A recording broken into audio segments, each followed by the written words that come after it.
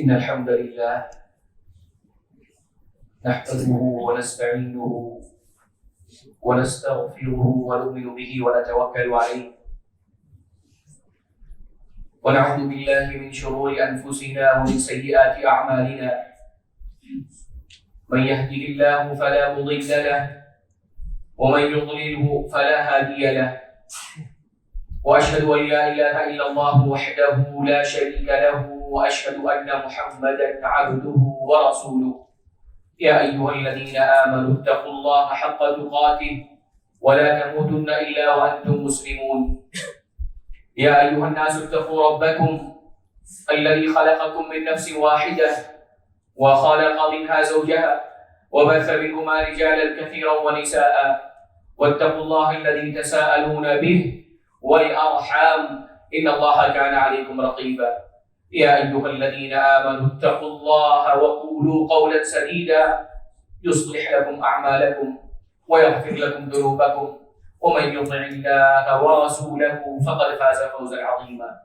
ثم أما بعد فإن خير الحديث كتاب الله وأحسن الهدي هدي محمد صلى الله عليه وسلم وشر الأمور محدثاتها وكل محدثة بدعة وكل بدعة ضلالة وكل ضلالة في النار فأعوذ بالله السميع العليم من الشيطان الرجيم من همزه ونفخه ونفثه بسم الله الرحمن الرحيم قاف القرآن المجيد بل عجبوا أن جاءهم منذر منهم فقال الكافرون هذا شيء عجيب أإذا متنا وكنا ترابا ذلك رجع بعيد قد علمنا ما تنقص الأرض منهم وعندنا كتاب حفيظ بل كذبوا بالحق لما جاءهم فهم في أمر مريج أفلم ينظروا إلى السماء فوقهم كيف بنيناها وزيناها وما لها من فروج والأرض مددناها وألقينا فيها رواسي وأنبتنا فيها من كل زوج بهيج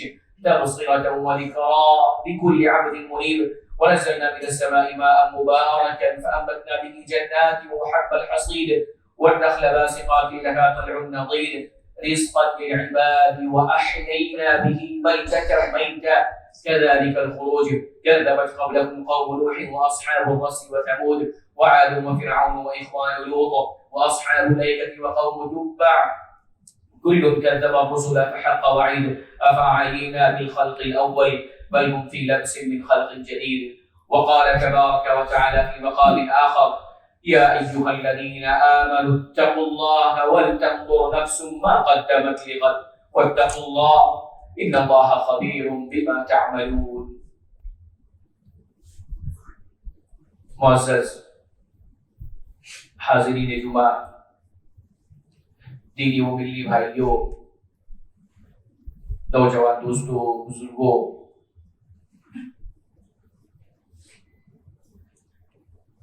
دن اور رات ایک کے بعد آتے جا رہے ہیں۔ اللہ رب العالمین دن کے بعد رات کو ہماری زندگیوں کے اندر لا رہا ہے۔ رات کا آنا جانا، دن کا ختم ہو جانا، یہ در حقیقت اللہ رب العالمین کی جانب سے عقل مندوں کے لیے نشانیاں ہیں۔ وهو الذي جعل الليل والنهار خلفة لمن أراد أن يذكر أو أراد شكورا۔ وہ اللہ ہی ہے جو دن کے بعد رات کو، رات کے بعد دن کو لاتا ہے ان لوگوں کے لیے جو نصیحت حاصل کرنا چاہتے ہیں اور اللہ رب العالمین کا شکر گزار بندے بنا رہنا چاہتے ہیں۔ دن گزرتا جا رہا ہے، اللہ رب العالمین کے ایام تیزی سے نکلتے جا رہے ہیں۔ کچھ دنوں قبل حج جیسے مہینے کے اور عشرہ ذی الحجہ کے مبارک ایام چل رہے تھے، وہ مکمل ہوئے اور ہم اور آپ پھر اللہ کی رحمت سے، اس کے فضل سے، اس کے کرم سے ایک عظیم مہینے کے اندر داخل ہو گئے۔ یہ بھی اللہ کی نعمت ہے۔ ہماری عمریں لمبی نہیں ہیں، لیکن اللہ رب العالمین ایسے موسم، ایسے عظیم ایام اللہ تعالیٰ نوازتے رہتا ہے۔ ایک موسم ختم نہیں ہوتا، ایک دن ختم نہیں ہوتا، اللہ تعالیٰ دوسرے اچھے دن، افضل دن، بہتر دن عمل کے اعتبار سے اللہ تعالیٰ ہمیں عطا فرماتے رہتا ہے. یہ بھی اللہ رب العالمین کی نعمت ہے. ہم اور آپ جس مہینے کے اندر داخل ہوئے یہ اللہ کے یہاں عظیم مہینہ ہے, حرمت والا مہینہ ہے. اس کے دن اللہ رب العالمین کے یہاں عظمت کے حامل ہیں.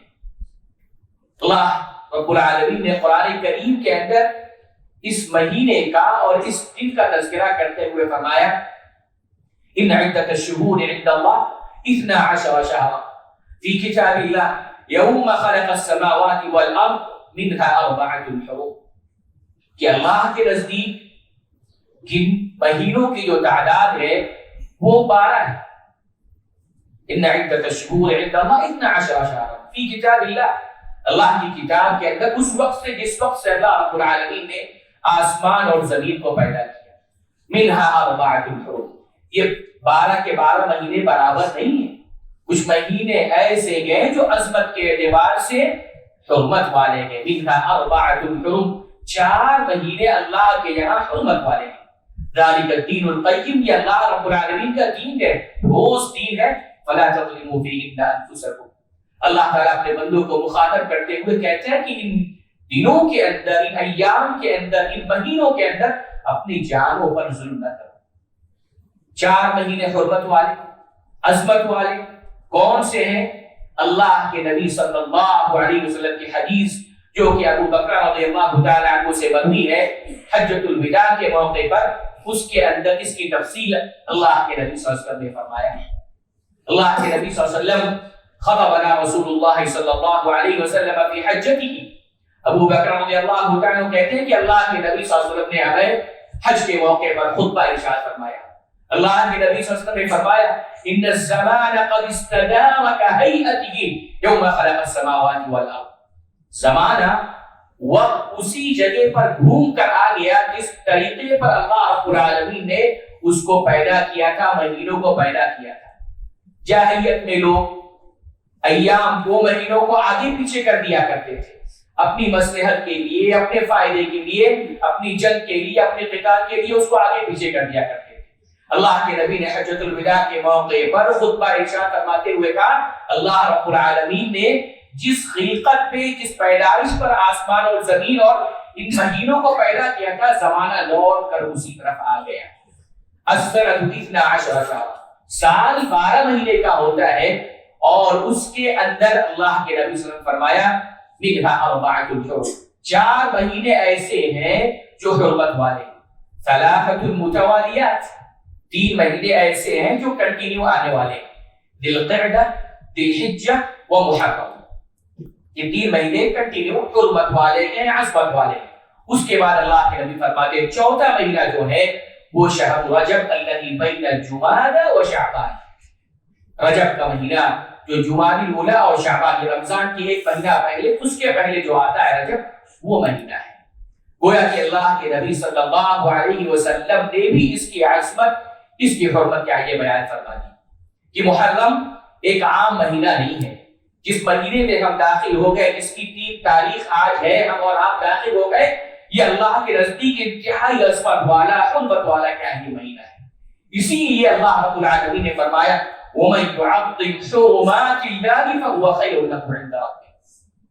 اللہ کی جتنی حرمات ہیں, اللہ نے جس کو عظیم سمجھا اس کو عظمت والا سمجھنا, اس کی حرمت کو سمجھنا, اس کو عظیم سمجھنا, اس کا احترام کرنا, یہ فَهُوَ خَيْرٌ لَهُ عِندَ رَبِّهِ, اللہ کے نزدیک یہ بہتر چیز ہے.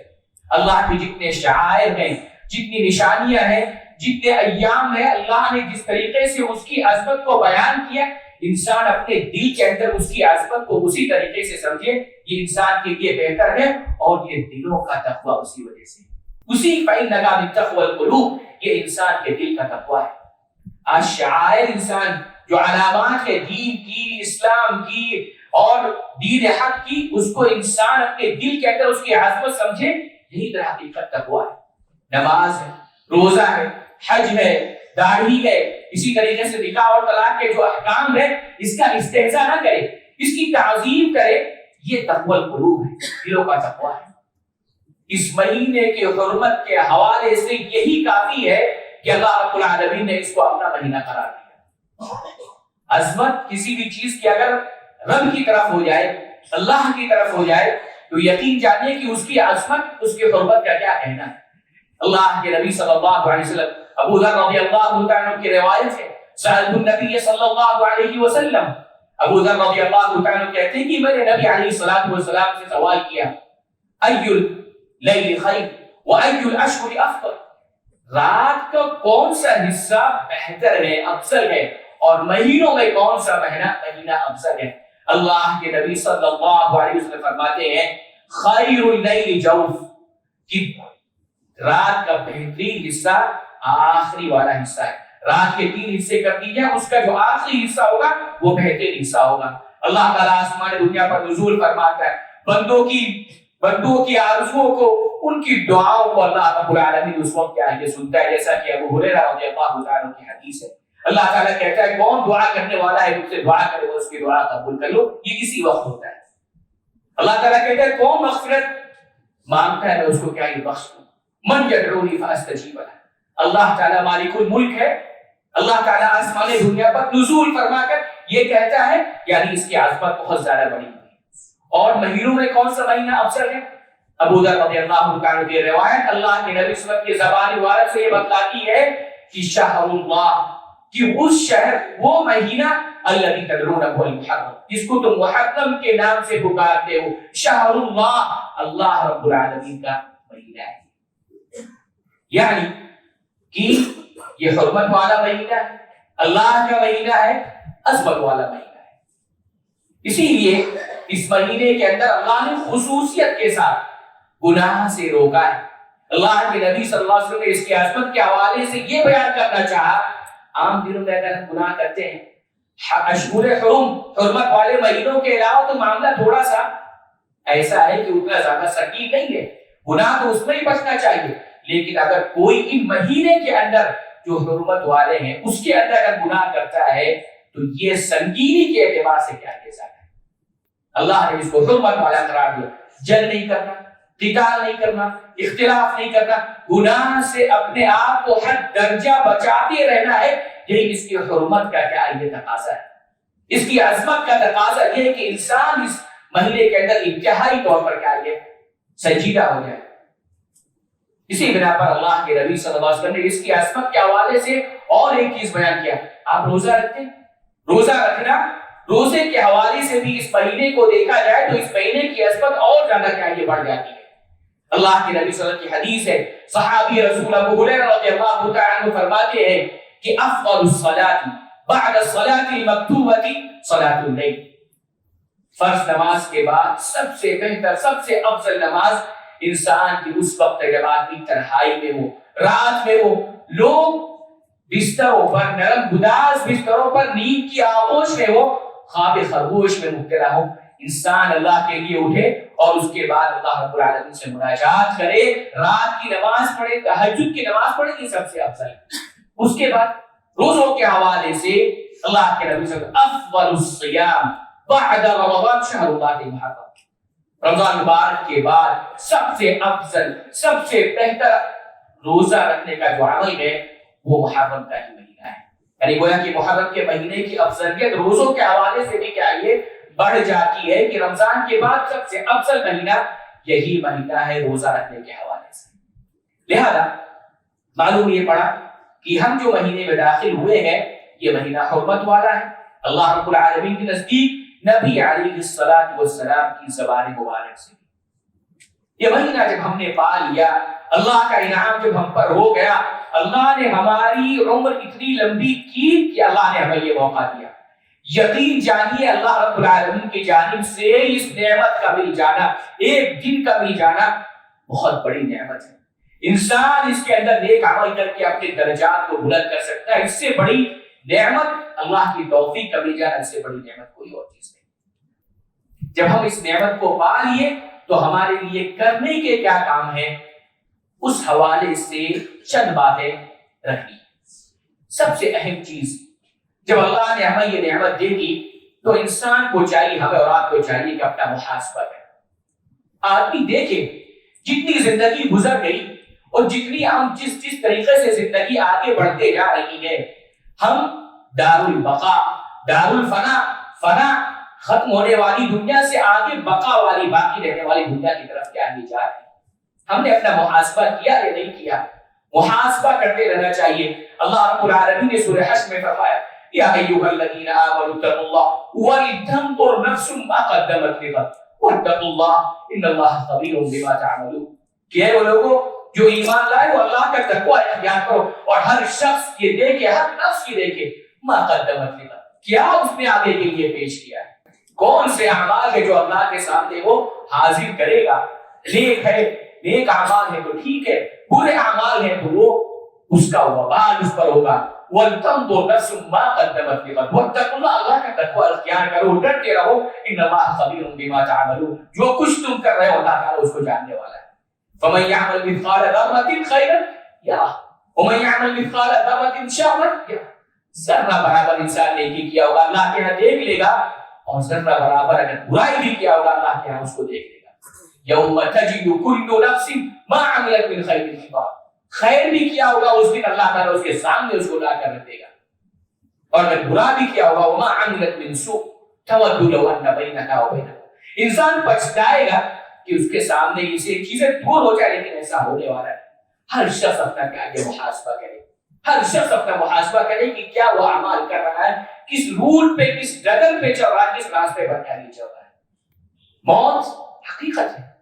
اگر انسان اپنا محاسبہ نہیں کرتا، اس کو ایسے ہی چھوڑ رکھتا ہے اپنے نفس کو اور اپنے ہوائے نفس کے حوالے سے، تو وہ تو ایسے ہی، وہ تو جاتا ہی رہے گا شیطان کے راستے پر، دنیاوی راستے پر وہ چلتا رہے، کبھی جنت کی طرف، استقامت کی طرف نہیں آئے گا. اسی بنا پر سلف صالح رضوان اللہ علیہ اجمعین کے بارے میں آتا ہے کہ ہمیشہ اپنا محاسبہ کیا کرتے ہیں، ہمیشہ اپنا محاسبہ کیا کرتے ہیں. جنت کی بشارت ملنے کے باوجود وہ اپنا محاسبہ کیا کرتے تھے. انس بن مالک رضی اللہ تعالی عنہ کی روایت ہے، کہتے ہیں کہ میں اور عمر بن خطاب رضی اللہ تعالی عنہ ایک بار ایک باغ میں گئے. ایک دیوار جب حائل ہو گئی، اس دیوار کے پیچھے عمر بن خطاب جیسا جلیل القدر خلیفہ راشد صحابی رسول اس کے پاس جا کر کہتے ہیں کہ اے عمر بن خطاب، اے ابن خطاب، اللہ سے ڈر، اللہ سے تو اپنے آپ کو امیر المومنین کہتا ہے، اللہ کا تقوی اختیار کرو، ورنہ جہنم کے لیے اپنے آپ کو کیا یہ تیار کر لو. یعنی اس زندگی کے اندر اپنا محاسبہ وہ اس طریقے سے کرتے تھے کہ دیوار کے پاس جا کر اپنے آپ کو مخاطب کر کے اپنے اوپر اپنے نفس کو سمجھاتے تھے کہ نیکی کی راہ پر چلو، محاسبہ کرتے تھے کہ نیکی کی راہ پر چلو، تقوی اختیار کرو، اللہ رب العالمین کے مطیع اور فرمانبردار بنو. ہم اور کاروباری معاملات کے اندر، کسی شراکت کے اندر، کسی پارٹنرشپ کے اندر اچھے طریقے سے محاسبہ کرتے ہیں. ایک پارٹنر اپنے دوسرے پارٹنر سے حساب کتاب کے اندر بہت بہترین طریقے سے محاسبہ کرتا ہے. میمون بن بہران سلف میں سے ایک تابعی وہ یہ کہتے ہیں، میمون بن بہران، کہ لا يكون الرجل تقيا حتى يكون لنفسه اشد محاسبة لشريكه. کوئی بھی شخص، کوئی بھی آدمی اس وقت تک اچھا مومن ہو نہیں سکتا، متقی ہو نہیں سکتا، یہاں تک کہ وہ اپنے نفس کا اس سے زیادہ محاسبہ کرے. اس طریقے سے ایک پارٹنر دوسرے پارٹنر سے محاسبہ کرتا ہے، حساب لیتا ہے، حساب کتاب کرتا ہے. ایک کوڑی ایک پانی ادھر سے ادھر نہ ہو، اس طریقے سے کیا یہ محاسبہ کرتا ہے. آدمی محاسبہ کرتا رہے گا، جنت کی راہ پر چلتا رہے گا. محاسبہ نہیں کرے گا، اپنے آپ پر غور نہیں کرے گا، آئے کس لیے ہے، جانا کس لیے ہے، چوپائے کی طرح زندگی گزارا، انہم اللہ کالانعام بل ہم اضل، کھانا ہے، پینا ہے، اس کے بعد چلے جانا ہے. والذین کفروا یتمتعون ویأکلون کما تأکل الانعام والنار مثوی لهم. اللہ نے کافروں کی مثال دی کہ یہ کافر کیا ہے، یتمتعون دنیا سے فائدہ اٹھاتے ہیں، ویأکلون اور کھاتے پیتے ہیں جیسا کہ کیا ہے، کما تأکل الانعام جیسا کہ جانور کھاتے پیتے ہیں، والنار مثوی لهم. ایسا نہیں کرنا ہے کہ انسان کو اللہ رب العالمین نے دنیا کے اندر بھیجا ہے تو اس کو اللہ رب العالمین نے آخرت کی تیاری کے لیے، اپنی رضا کے حصول کے لیے، جنت کے حصول کے لیے بھیجا ہے. اور یہ آئے گا کب؟ جب انسان اپنا کیا یہ محاسبہ کرے گا. لہذا پہلا کرنے کا کام محرم الحرام کے پانے کے بعد ہمارا یہ ہے کہ ہم اپنے آپ کا محاسبہ کرتے ہیں. دوسری چیز جو اس مہینے کے اندر کام کے کرنے کا ہے یا جس کی طرف ہمیں توجہ دینے کی ضرورت ہے، اللہ رب العالمین نے خود اس کا تذکرہ کیا. جب عدت الشہور والی آیت جس میں اللہ نے تذکرہ کیا فلا تظلموا فيهن انفسكم، اللہ نے کہا دیکھو لا تظلموا فيهن انفسكم، اس مہینے کے اندر ان جو محرم کے مہینہ ہے یا حرمت والے جو مہینے ہیں اس میں اپنے آپ پر ظلم نہ کرو۔ اپنے آپ پر ظلم کرنا کیا ہے؟ اپنے آپ پر ظلم کرنا کیا ہے؟ انسان سب سے پہلا سب سے بڑا ظلم کیا ہے کہ اللہ رب العالمین اللہ کے حق میں ظلم کرے۔ کئی تفسیریں اس کے علماء نے کیا یہ بیان کی، لیکن ظلم کے حوالے سے ایک سب سے بڑا ظلم یہ ہے کہ انسان اللہ رب العالمین کے حوالے سے ظلم کرے، اللہ کے ساتھ کسی کو شریک کرے، اللہ رب العالمین کے ساتھ کسی کو شریک کرے۔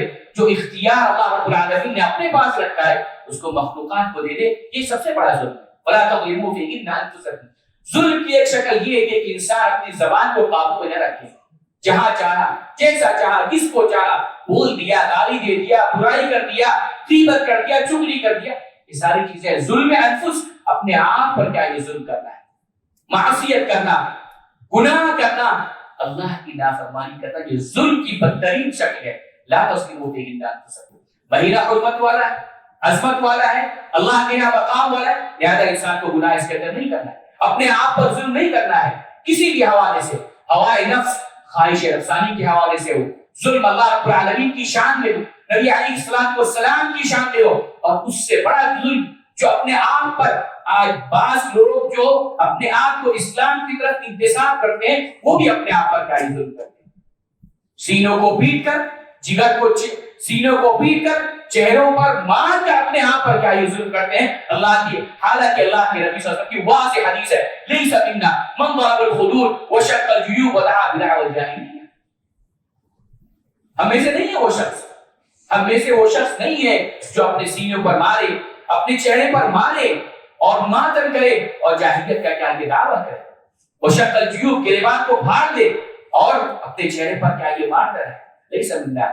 وہ ہم میں سے کیا یہ نہیں، ودعا بدعوى الجاہلیہ، جاہلیت کا دعویٰ کرے، جو جاہلیت نے برائیاں دی اللہ کے نبی نے اس کو ہٹانے کے لیے، اللہ کے نبی نے اس کو ہٹا اسی کا دعویٰ کرے، وہ ہم میں سے کیا ہی نہیں۔ یہ بھی ظلم میں نفس، اپنے آپ پر ظلم کرنے کی ایک شکل ہے کہ انسان ماتم کرے اور اپنے چہرے کو پیٹے، اپنے گریبان کو کیا۔ اس حوالے سے محرم الحرام کے داخل ہونے کے بعد تیسرا اہم کام یہ ہے اس حوالے سے کہ انسان اس کے اندر روزہ رکھے۔ روزہ اللہ کی محبوب عبادت، بہترین عبادت، اللہ کے نبی صلی اللہ علیہ وسلم نے جیسا کہ صحابی رسول اللہ قرآن کی حدیث ہے افضل الصیام بعد رمضان شہر اللہ المحرم، محرم کا روزہ رمضان مبارک کے روزے کے بعد سب سے افضل روزہ ہے۔ یہ روزہ کیوں رکھا جاتا ہے ہمیں اور آپ کو کیا یہ معلوم ہے، اللہ کے نبی صلی اللہ علیہ وسلم کی حدیث ہے، اللہ کے نبی صلی اللہ علیہ وسلم کے مکہ تشریف لے کر آئے، یہود روزہ رکھتے تھے، اللہ کے نبی نے استفسار کیا، ان سے سوال کیا کہ یہ کیا ہے، انہوں نے کہا ہذا یوم عظیم، کہ یہ جو عاشوراء کا دن ہے، 10ویں محرم کا دن ہے، اللہ کے نبی صلی اللہ علیہ وسلم کو انہوں نے بتایا کہ یہ عظیم دن ہے، اللہ کے نبی صلی اللہ رب العالمین نے یہ عظیم دن کے اندر اللہ رب العالمین نے نجات دیا موسیٰ علیہ السلام کو اور ان کی قوم کو، اور اللہ رب العالمین نے فرعون اور اس کی قوم کو کیا کر دیا، غرق کر دیا، نجات دے دیا۔ فنصوم شکرا، تو فصام موسیٰ شکرا، اللہ کے نبی صلی اللہ علیہ وسلم کے نبی موسیٰ علیہ السلام نے اس کی وجہ سے شکریہ کے طور پر روزہ رکھا۔ تو ہم یہود کہتے ہیں کہ ہم بھی اسی وجہ سے اب کیا روزہ رکھتے ہیں۔ اللہ کے نبی صلی اللہ علیہ وسلم نے اس کے بعد فرمایا کہ نحن احق و اولا منکم، ہم تو موسیٰ علیہ السلام کے زیادہ حقدار ہیں، ان کی پیروی کرنے والے، ان کی اتباع کرنے والے، ان کو ماننے والے ہیں، ان کی شریعت، ان کی توحید، یہ سارے ہم تو ان کے زیادہ حقدار ہیں۔ فصامہ رسول اللہ صلی اللہ علیہ وسلم، اللہ کے نبی صلی اللہ علیہ وسلم نے روزہ بھی رکھا، وَآمَرَ بِصِيَامِهِ، نبی علیہ السلام نے صیام یعنی روزے کا حکم بھی کیا دے دیا۔ لہذا کرنے کی بات اس مہینے کے اندر تیسری بات ہے کہ انسان زیادہ سے زیادہ کیا اس کے اندر روزہ رکھے۔ بعض سلف کہا کرتے تھے کہ اس کے اندر کثرت سے روزہ رکھنا چاہیے، اگر کوئی شخص پورے مہینے کا بھی روزہ رکھتا ہے تو بعض سلف نے کہا کہ یہ بدعت نہیں ہوگا، زیادہ سے زیادہ انسان اس کے اندر کیا یہ روزہ رکھے، خصوصاً عاشوراء کے 10ویں محرم کے دن روزہ رکھنا انتہائی فضیلت کا باعث ہے۔ ابو قتادہ انصاری رضی اللہ عنہ کی روایت ہے، کہتے ہیں کہ سئل عن صیام یوم عاشوراء، اللہ کے نبی صلی اللہ علیہ وسلم سے عاشوراء یعنی 10ویں محرم کے روزے کے حوالے سے پوچھا گیا، اللہ کے نبی صلی اللہ علیہ وسلم نے فرمایا یکفر السنۃ التي قبلہ، کہ یہ روزہ ایک سال گزشتہ گناہوں کو کیا یہ معاف کر دے۔ اس سے بڑی رحمت اللہ کی اور کیا ہو سکتی ہے؟ انسان دن رات گناہ کرتا رہتا ہے، صغیرہ گناہ کرتے رہتا ہے، اللہ تعالیٰ ایسے موسم لاتا ہے، ایسے دن لاتا ہے، کیوں کفر معاف کر دیتا ہے اللہ رب العالمین۔ اس سے بڑی رحمت اللہ کی اور کوئی نہیں ہو سکتی۔ اہل علم نے اس رمضان اس محرم کے روزوں کے حوالے سے دو چیزیں نقل کی ہیں کہ انسان ایک مرتبہ روزہ رکھنے کا یہ ہے کہ انسان 9 تاریخ کو بھی رکھے، 10 تاریخ کو بھی رکھے اور 11 تاریخ کو بھی کیا یہ رکھے۔ یہ ایک صورت بن سکتی ہے۔ اس وجہ سے فائدہ یہ ہوگا کہ وہ محرم کے اکثر دن کے روزے بھی رکھ لے گا اور عاشورہ کے پانے کا امکان اس کا 100% کیا یہ بڑھ جائے گا کہ اس نے کیا ہے عاشورہ کے دن کو اس نے کیا یہ پا لیا اور مخالفت بھی ہو جائے گی۔ ایک دوسری صورت یہ ہے، ایک دوسرا مرتبہ یہ ہے روزہ رکھنے کا کہ انسان روزہ رکھے 9 محرم کو اور 10 کو۔ اللہ کے نبی کی حدیث ہے لئن بقیت الی قابل لاصومن التاسع، اگر میں زندہ رہا تو میں 9 محرم کو بھی کیا یہ روزہ رکھوں گا۔ تو انسان اگر 9 محرم کو اور 10 کو بھی رکھتا ہے تو یہ بھی بہتر ہے، افضل ہے، اچھی چیز ہے۔ بعض اہل علم نے تیسرا مرتبہ یہ ذکر کیا کہ انسان صرف 10 محرم کا کیا یہ روزہ رکھے، لیکن اہل علم نے صرف 10 محرم کو روزہ رکھنا ناپسند کیا ہے، اس لیے کہ اس کے اندر یہود کی مخالفت نہیں ہوتی۔ یہود صرف 10 تاریخ کو روزہ رکھتے تھے۔ اللہ کے نبی صلی اللہ علیہ وسلم نے کہا کہ خالف الیہود، یہود کی مخالفت کرو، یعنی کہ 10 کو روزہ رکھتے تو تم ایک دن پہلے رکھو، صوموا یوما قبلہ و یوما بعدہ، یا یہ کہ ایک دن پہلے رکھو یا ایک دن کیا یہ بعد میں رکھو۔ بعض اہل علم نے اس روایت پر کیا یہ کلام کیا ہے، لیکن آدمی بہتر یہ ہے کہ آدمی 9 اور 10 کو کیا یہ ضرور کیا یہ روزہ رکھے۔ یہ انتہائی اہم اور کیا یہ بہترین عبادت ہے۔ لہذا کرنے کا کام یہ ہے کہ شہر اللہ محرم، اللہ کا مہینہ جب ہم نے پا لیا تو اس کے اندر زیادہ سے زیادہ کثرت سے کیا یہ روزہ رکھیں۔ پانچویں چیز اس محرم الحرام کے حوالے سے یہ ہے کہ انسان اس مہینے کے اندر صحابہ کرام ان کی عظمت کو یاد کرے، صحابہ کرام کی سیرت کا مطالعہ کرے، ان کا جو مقام ہے، ان کا جو مرتبہ ہے، اس کی طرف بھی کیا یہ نظر ڈالے۔ یہ اس لیے کہ جس ماحول میں ہم رہتے ہیں کچھ نادان یا کچھ ایسے لوگ اس مہینے کے اندر صحابہ کرام کے عزت کے حوالے سے، ان کی حرمت کے حوالے سے، ان کے مرتبے کے حوالے سے تنقیص کرتے ہیں، کمی کرتے ہیں۔ وہی صحابہ کرام جن کے بارے میں اللہ رب العالمین نے کہا تھا رضی اللہ عنہم ورضوا عنہ، اللہ تعالیٰ ان سے راضی ہو گیا، وہ اللہ رب العالمین سے راضی ہو گئے۔ اس سے بڑا مقام، اس سے بڑا مرتبہ کوئی ہو نہیں سکتا۔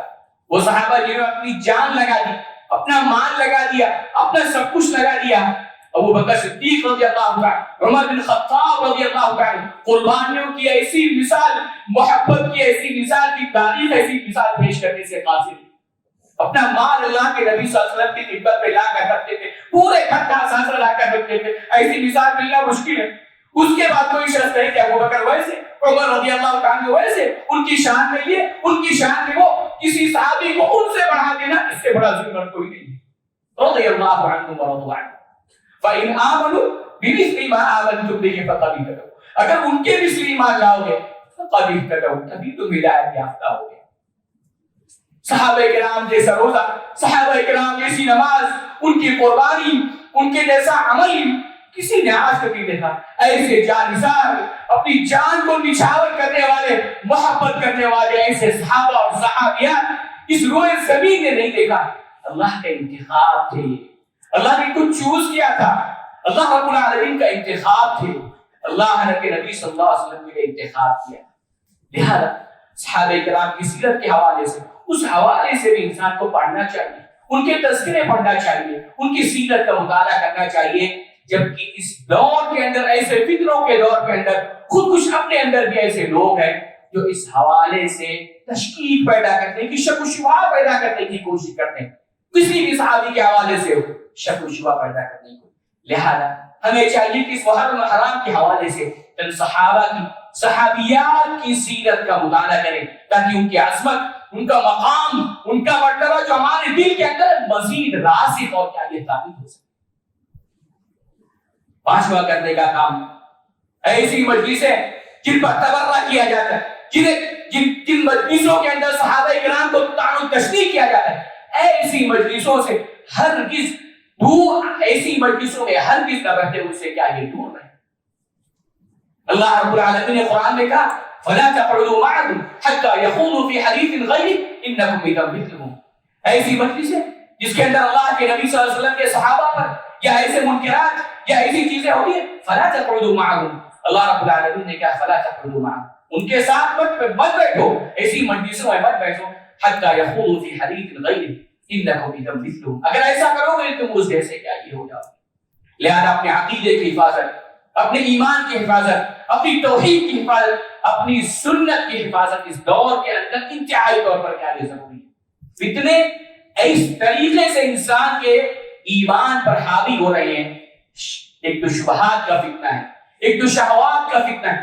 دونوں فتنے انتہائی تیزی کے ساتھ نوجوانوں میں, بوڑھوں میں, ایک عام مسلمان میں, کم پڑھے لکھے, ہر ایک کے پیچھے کا ہی لگے. ایسے میں اپنی سلامتی, اپنے عقیدہ, اپنا منہج, اپنی اس کی حفاظت انتہائی طور پر کیا ہے ضروری ہے. لہذا کرنے کا کام یہ کہ صحابہ کرام کی سیرت کا مطالعہ کیا جائے. جن صحابہ کرام کی مجلس, جن مجلسوں کے اندر ان کو برا بھلا کہتے ان سے ہر چیز دور رہا جائے. اور ایک اہل سنت والجماعت سے منسوب منہج سلف کا متبع ایک اہل الحدیث کبھی اس طریقے سے نہیں کرتا کہ ایسی مجلسوں میں بیٹھے. لیکن لوگ معاشرے کے اندر لگے ہوئے ہیں, لوگ اہل باطل لگے ہوئے کسی حساب سے مجلسوں میں لے جائے جائیں, شبہات ان کے اندر کیا یہ ڈالے جائیں, چاہے سوشل میڈیا کے ذریعے سے ہو, چاہے خطیبوں کے ذریعے سے یا کسی اور ذریعے سے ڈالا جائے. لہذا حتی المقدور اس کو کیا یہ دور رہنا چاہیے. محرم الحرام اللہ رب العالمین کا عظیم مہینہ ہے.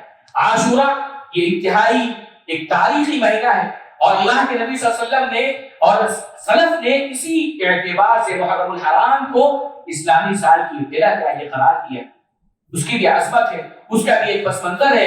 ہجرت سے اور محرم سے اس نئے سال کا آغاز کی ہوا. کچھ حوالے, کچھ چیزیں جو اس محرم کے اور عاشورہ کے حوالے سے ملتی ہے, کچھ اسباق ہیں جس کا ہمیں ہمیشہ خیال کرنا چاہیے. سب سے اہم سبق اس پورے عاشورہ اور اس کے واقعے اور محرم الحرام سے جو ملتا ہے, سب سے پہلی چیز کہ انسان کو جب تکلیف آئے اور تکلیف کے بعد اللہ رب العالمین اسے آسانی دے, کسی کی زندگی تنگی میں گزر رہی ہے, اللہ رب العالمین اسے آسانی دے تو اس کو کیا شکر ادا کرنا چاہیے. شکر جیسے موسیٰ علیہ السلام نے شکر کیا. شکر کیسے ہوگا؟ شکر ایسے ہوگا کہ نبی کے طریقے کو کیا یہ اپنایا جائے, سنت کی اتباع کی جائے. جس طریقے سے نبی موسیٰ علیہ السلام نے روزہ رکھا, ہم بھی کوئی اطاعت کا کیا یہ کام کریں. یہ نعمت کا شکر ہے, یعنی تنگی کے بعد آسانی ملے تو انسان کو کیا یہ شکر ادا کرنا چاہیے. بجائے شکر ادا کرنے کے لوگ آج اس دن ماتم کر کے, برا بھلا بول کے, اسی طریقے سے کر کے, یہ نعمت کا شکر نہیں ہوتا ہے. نعمت کا شکر اطاعت کے اندر ہوتا ہے, سنت کی اتباع کرنے کے ساتھ ہوتا ہے. دوسرا کام, دوسری چیز اس حوالے سے جو درس ہمیں کیا یہ ملتا ہے وہ یہ ملتا ہے کہ روزہ اللہ رب العالمین کی عظیم عبادت ہے. اللہ رب العالمین, اللہ کے نبی صلی اللہ علیہ وسلم فرمایا کل عمل ابن آدم له الا الصوم فانه لي وانا اجزي به.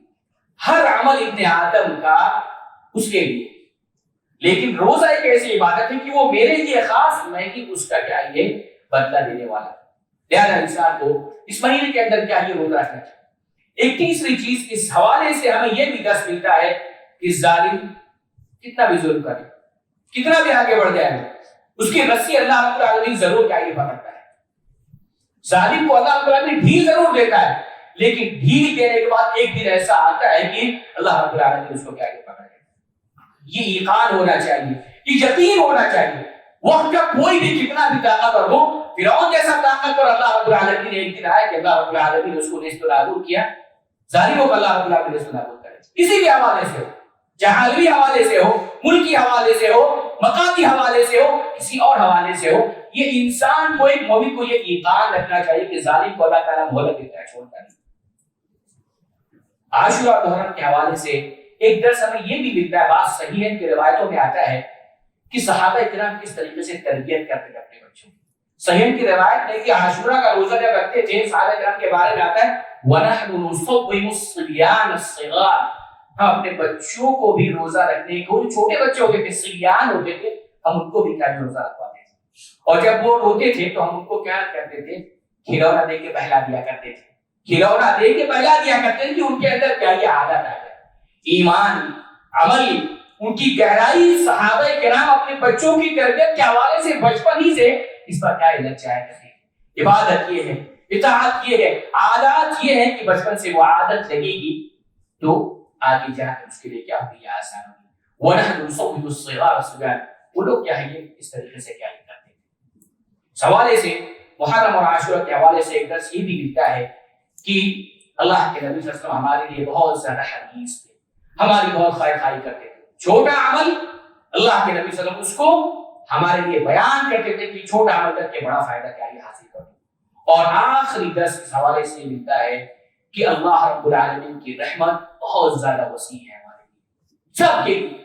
اللہ رب العالمین نے یہ روزوں کو، یہ محرم کو جو ہمیں دیا ہے، یہ اللہ رب العالمین کی جانب سے تحفہ ہے، اللہ کی رحمت کا ایک مظہر ہے۔ لہذا ہمیں چاہیے کہ اس مہینے کی حرمت کو سمجھے، عظمت کو سمجھے، جو مشروع اعمال ہیں اس کو اس مہینے کے اندر انجام دے، اور جو ناپسندیدہ منع کردہ اعمال ہے اس سے اپنے آپ کو بچائے رکھیں۔ اللہ رب العالمین سے دعا ہے کہ اللہ رب العالمین ہمیں کہیں سنی باتوں کو جو کتاب و سنت کے مطابق اس پر عمل کرنے کی توفیق نصیب فرمائے۔ وآخر دعوانا الحمد للہ رب العالمین۔